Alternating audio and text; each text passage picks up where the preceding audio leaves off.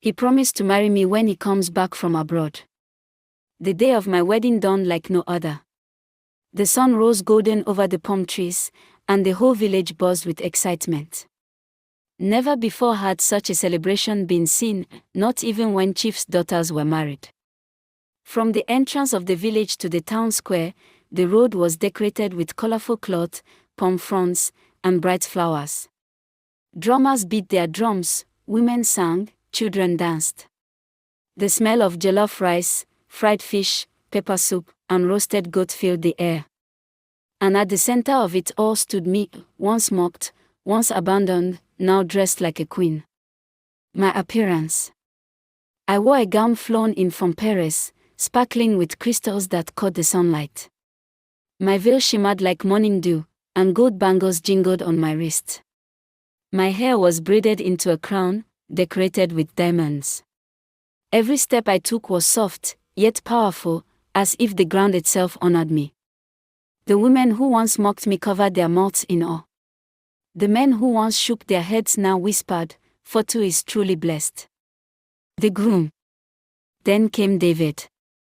No longer in his simple shirts, today he stood tall in a white embroidered agbada lined with pure silk. Behind him walked bodyguards in black suits, carrying gifts, boxes of jewelry, suitcases of clothes, and envelopes of cash. Parked at the edge of the square were cars the village had never seen before, gleaming jeeps, limousines, even a Rolls Royce. When David looked at me, the whole village could feel his love. He took my hand and said, "Today I give you more than wealth. I give you loyalty, the very thing you were once denied." The payback scene. And then, just as the vows were about to begin, Kaba appeared. His once proud jeep had broken down on the road, and he arrived sweating, dusty, and trembling. He pushed through the crowd, his voice desperate.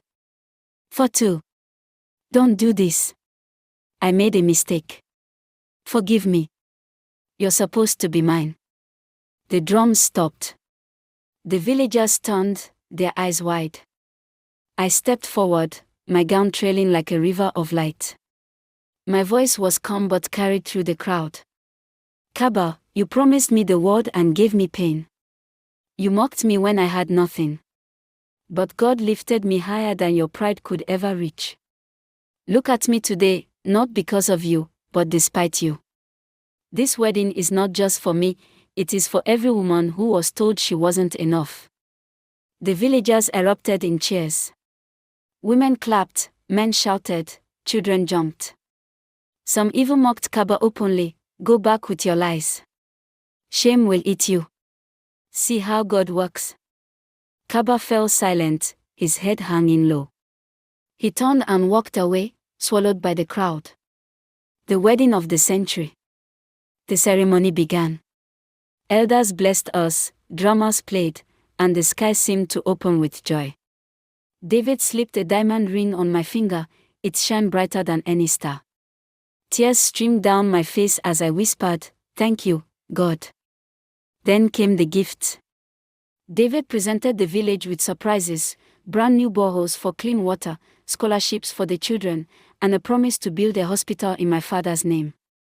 The villagers danced until their feet blistered, their voices raised in songs of gratitude. That night, the celebration burned bright. Fireworks lit the sky. Women wore their best wrappers and geli. Men drank palm wine and cheered. And as I stood beside my husband, I felt my pain wash away completely. The final lesson. I looked at the crowd and spoke one last time. Promises may break, but God's plan never breaks. Sometimes, betrayal is the bridge to blessings. Never let anyone tell you that your worth depends on them. For today, I am proof, what is yours will always find you. The crowd roared with joy. And as David kissed me under the fireworks, I knew my story had ended not in shame, but in glory. The end.